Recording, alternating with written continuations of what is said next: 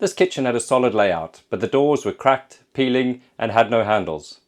The original kitchen company that installed it had gone bust, so we stepped in to bring it back to life, and this is how we did it.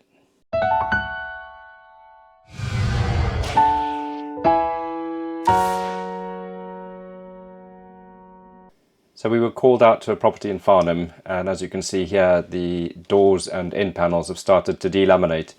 They were a high gloss cream colour. You can see that one's actually cracked.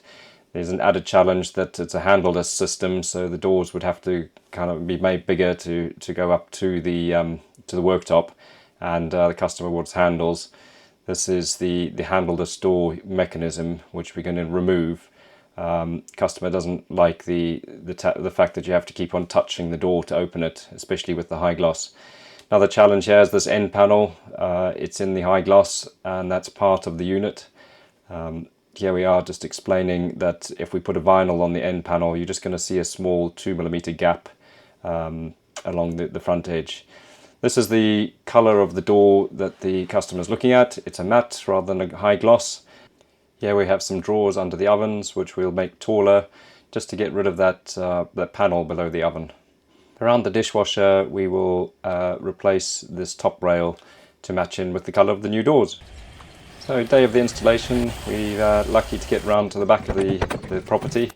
It's still quite a walk, so it's out with the old and in with the new.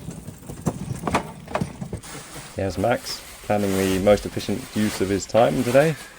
And here he is replacing the end panel to the fridge housing, which had delaminated so badly we weren't able to use it.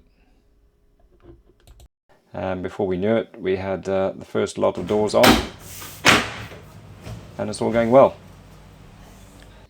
So the handles are on, all the doors and drawers adjusted to line up perfectly. And I'm sure you'll agree it looks very crisp and clean. And the useless panel that was below the ovens, well, that's a thing of the past.